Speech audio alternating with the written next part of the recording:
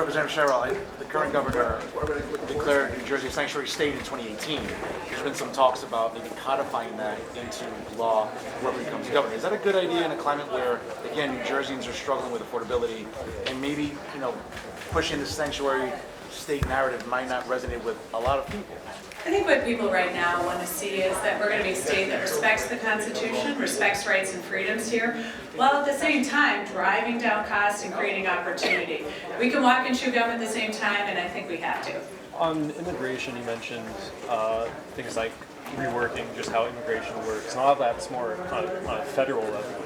Do you have state governor authorities that, like state authorities that you would want to do to resist Trump's immigration efforts? Well, I think if anybody, anywhere in the United States doesn't abide by the United States Constitution, yes, you have authority to take those people to court to ensure that it is appropriately adhered to. I've taken numerous oaths to the Constitution in the Navy, at the prosecutor's office in Congress. So we have to ensure that we're respecting that, including the 4th and 14th Amendments here in New Jersey. And I think we have a lot of other ways of making sure that people here are keeping our community safe, that they feel comfortable going to police. As a federal prosecutor, I worked on police-community relationships. You can't have a safe community if people are afraid to go report crime to the police. So there's a lot you can do as a governor. There's a lot I would do as a governor. Are there any places where you see the ability for cooperation with Donald Trump and his new administration?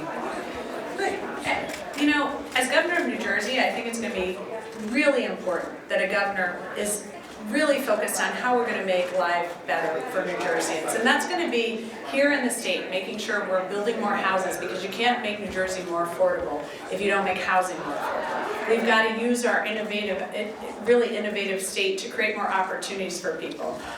We have to make sure we're doing everything we can for the future, because, look, I have 4 kids. It's going to be really important, and we have to protect rights and freedoms.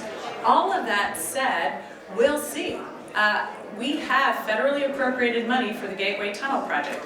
That is somewhere that I'm going to work with the federal government to make sure that that money's coming in so we can continue to build. And if the administration withholds that money, then I'll fight them on it.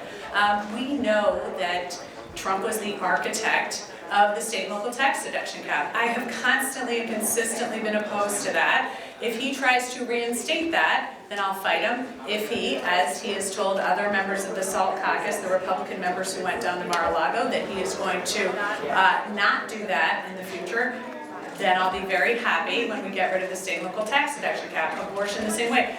I'm going to be a fighter for New Jersey. I'm going to fight to make sure we're making New Jersey more affordable, we're creating opportunity, and we're protecting rights and freedoms, first and foremost. You said you're going to build, you said on the stage that we need to build more houses. Everywhere I go, where I live, they're building more apartments. And how are you what do you mean we need to build more houses, and how are you going to make housing more affordable?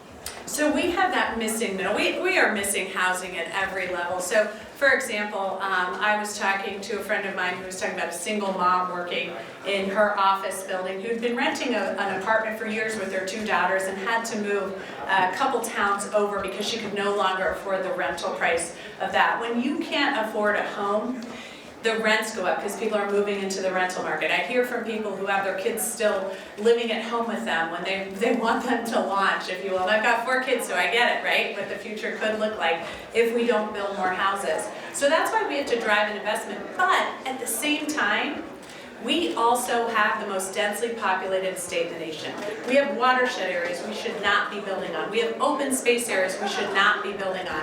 So we need to make sure we're repurposing already built out spaces. Like I said tonight, like they did in Harrison, if you look there, those were all old warehouses on the waterfront. Now we have a beautiful stadium, Sports Illustrated Stadium, that has economic development around it. It's transit-oriented development. It's fantastic. We need to do more of that. We know the mayor of Patterson, Andre, is building and converting old silk factories into great homes. We are 150 to 200,000 homes short, and we have real space limitations, so we need to repurpose some of those commercial spaces. That's what I've done, driving money in for tax abatements in my legislation in Congress. That's what I'll do as the governor of New Jersey. Congresswoman, you call transgenders. You spoke at length when asked about transgender kids playing in sports. So to clarify, would you allow trans kids to play in the sports that they identify as, and how would your administration more broadly work on trans rights?